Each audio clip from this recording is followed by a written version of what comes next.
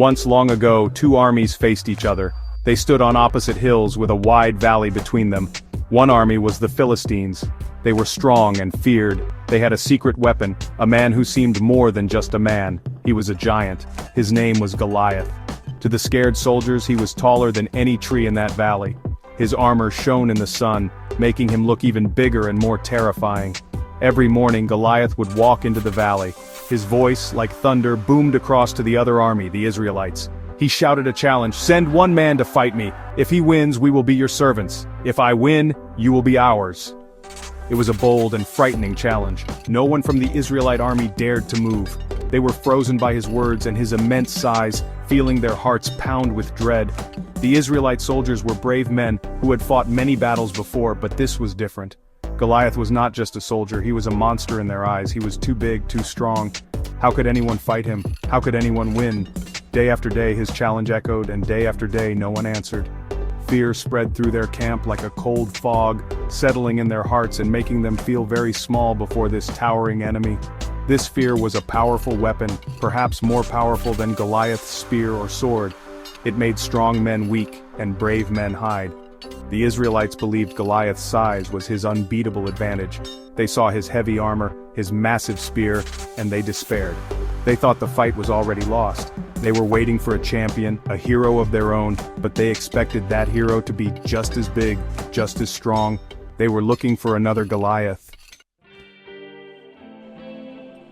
Into this camp of fear came a young boy named David.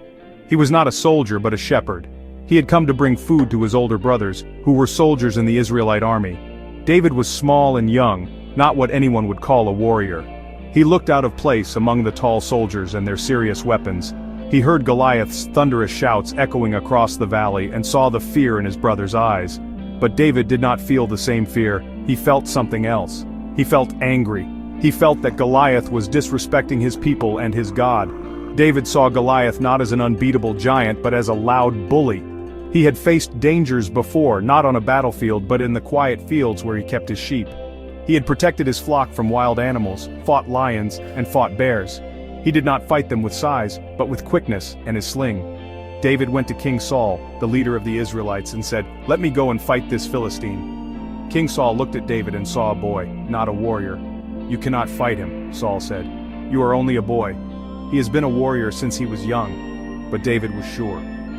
He told Saul about the lion and the bear, saying God had protected him then and would protect him now. His confidence was not in his own might, but in something greater. This was not the kind of courage the soldiers understood. Their courage was about matching strength with strength. David's courage was different. It came from a deep faith, from understanding his own skills. He knew what he could do, and what Goliath could not do. Goliath was big and slow, David was small and quick. Goliath relied on armor and heavy weapons. David relied on precision and speed. He saw an opportunity where everyone else saw only a terrifying threat. King Saul was hesitant. He looked at the boy, then at the giant. The difference was huge, but David's words were strong, his faith clear. So Saul finally agreed. "Go, and may the Lord be with you," he said. Then Saul tried to help David in the way he understood.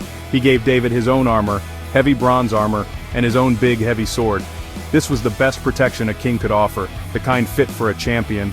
David put on the armor and tried to walk. It was too heavy, too clumsy. He was not used to it. The helmet was too big, the sword dragged on the ground. He felt trapped inside it. This was not his way of fighting. This armor, meant to protect, would actually be a weakness for him. It would make him slow and take away his advantage. He knew this instantly. "I cannot go in these," David said. "I'm not used to them." So he took them off. Instead, David chose his own weapons. He picked up his shepherd's staff, went to a nearby stream and carefully chose 5 smooth stones. He put them in his shepherd's bag. His only other weapon was his sling. This was a simple tool, but in David's hands it was powerful. He had practiced with it for years, and could hit a small target from a long way away. This was his skill, his strength. It was a strength that Goliath and King Saul did not understand. So David walked towards the valley. He had no shining armor, no mighty sword. He had only his staff, his sling, and his 5 smooth stones, and he had his faith. The Israelite soldiers watched him go, thinking he was either very brave or very foolish.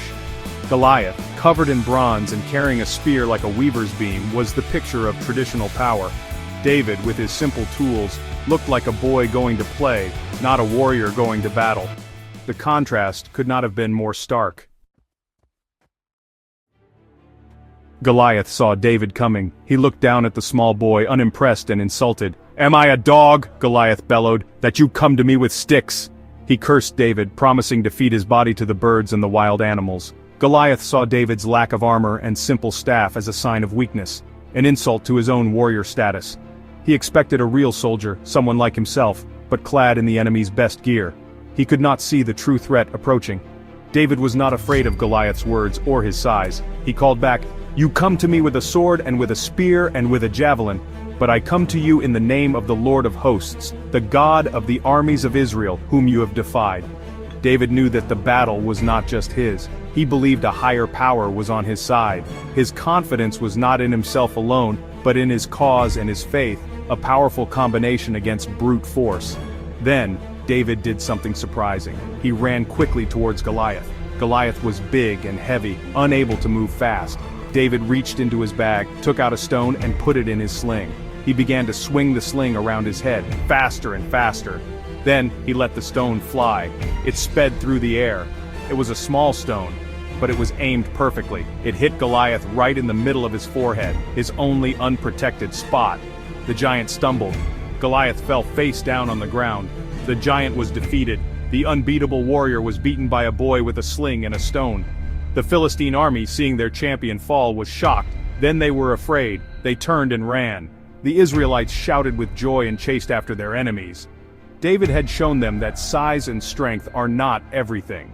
Courage, faith, and using your own special skills can win against the biggest challenges. It showed that giants are not always as strong as they look, and underdogs can achieve the impossible.